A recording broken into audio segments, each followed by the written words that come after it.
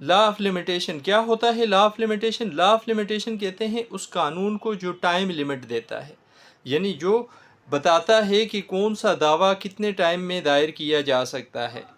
Appeal कितने time में दायर की जा सकती है, रिव्यू कितने टाइम में, रिवीजन कितने टाइम में दायर की जा सकती है, और कोई दरख्वास्त कितने टाइम पीरियड में दी जा सकती है। और अगर उस टाइम पीरियड को गुजार के आप, या उस टाइम पीरियड के गुजर जाने के बाद आप अदालत में दावा दायर करते हैं, या कोई दरख्वास्त देते हैं, या अपील दायर करते हैं, या रिवीजन या रिव्यू दायर करते हैं, तो ऐसी सूरत में आपका दावा, आपकी अपील, आपका रिव्यू टाइम बार्ड हो जाएगा। यानी आपका वो राइट जो कानून ने जिस तरीके से हासिल करने का रास्ता बताया था, आपने उस तरीके से, उस तरीके पर चलते हुए कानून से मदद नहीं ली। अब आप वो दावा दायर नहीं कर सकते, अपील नहीं कर सकते, करेंगे तो वो टाइम बार्ड कहलाएगी।